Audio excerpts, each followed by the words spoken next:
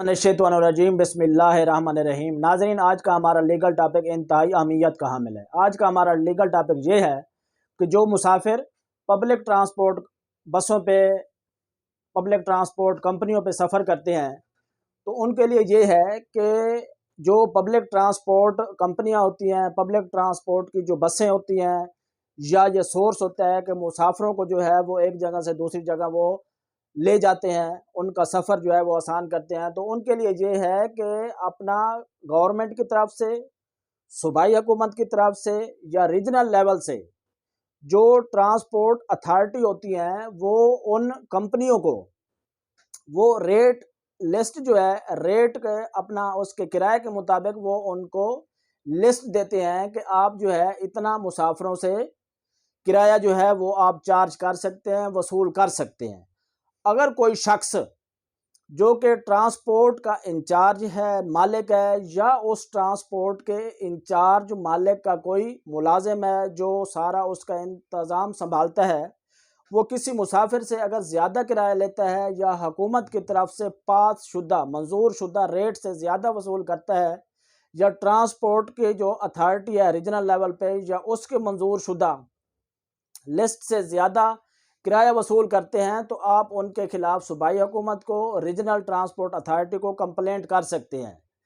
उनके लिए सज़ाएँ भी मुकर्रर की गई हैं जो मैं आपको बता देता हूँ। अगर कोई शख्स पहली दफ़ा किसी मुसाफिर से या मुसाफिरों से ज़्यादा जो मंजूर शुदा किराया है उससे ज़्यादा वसूल करता है, चार्ज करता है, तो उसको पहली दफ़ा उसको 1500 रुपये जुर्माना किया जाएगा, उस ट्रांसपोर्ट अथॉरिटी को, ट्रांसपोर्ट कंपनी को। अगर वो दूसरी दफ़ा, पहली दफ़ा उसको जुर्माना हो गया 1500, अगर दूसरी दफ़ा भी वो मुसाफिरों से ज़्यादा किराया लेता है तो उसको 3000 रुपये जुर्माना होगा, और उसकी जो गाड़ी है उसको 48 घंटे के लिए उसको जब्त कर लिया जाएगा, उससे ले ली जाएगी, मालिक से गाड़ी जो है उसको बंद कर दिया जाएगा। और पहले उसकी गलती जो है और दूसरी के दौरान ये जो है 6 माह का जो है वो अरसा होना चाहिए, तब जाके उसको ये दूसरी सज़ा होगी कि पहला उसने जुर्म किया, उसको सज़ा 1500 हो गई, फिर उसने 6 माह के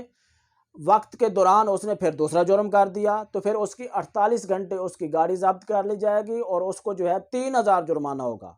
इसी तरह दूसरा उसको जुर्माना हुआ जो उसकी गाड़ी जो है वो जब्त हुई,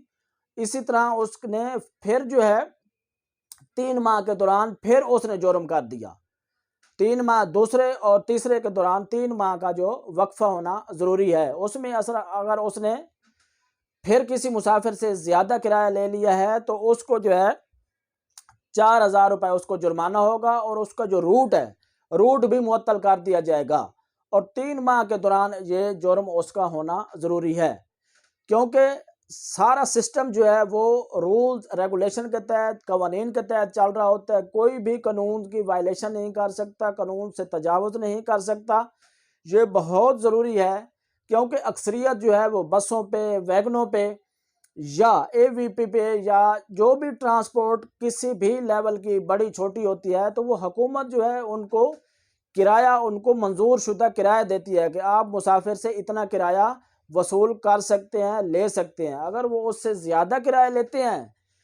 तो उनके खिलाफ जो है कंप्लेंट की जा सकती है, उनको जुर्माना करवाया जा सकता है, उनकी गाड़ी जब्त करवाई जा सकती है, और जो है उनकी उनका रूट जो है कैंसल, मुअत्तल करवाया जा सकता है। तो ये जो है आप लोगों ने, अगर आपको शक है, डाउट है कि कोई कंपनी, ट्रांसपोर्ट अथॉरिटी जो है कंपनी, वो आपसे ज़्यादा किराया डिमांड कर रही है, तो आप उनसे ये लिस्ट तलब कर सकते हैं। आप उनसे लिस्ट देख सकते हैं कि आप हमें वो लिस्ट दिखाएं जिसके तहत जो है आपको हुकूमत की तरफ से, हुकूमत की अथॉरिटी की तरफ से, गवर्नमेंट की तरफ से, सूबाई हुकूमत की तरफ से या रीजनल अथॉरिटी की तरफ से जो आपको जो मंजूर शुदा किराया का जो है एक पूरा वोचर, एक पूरी शीट दी गई है, वो आप हमें दिखाएं। आप ये तलब कर सकते हैं, आपका राइट है, क्योंकि आपने किराया उनको देना होता है, और वो किराया जो है हुकूमत की तरफ से मंजूर शुदा किराया देना होता है, ना कि उनकी अपनी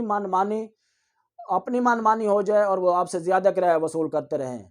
तो उनके पास अथॉरिटीज़ जो होती हैं उनके पास एक रजिस्टर होता है, उसमें ये सारी चीज़ें लिखी हुई होती हैं, और जो उनको वक्फे वक्फे से उनको जुर्माना होता रहता है, उसमें भी ये चीज़ें लिखी हुई होती हैं। तो ये इंतहाई अहमियत का टॉपिक था, आपसे शेयर करना बहुत ज़रूरी था। बहुत बहुत शुक्रिया।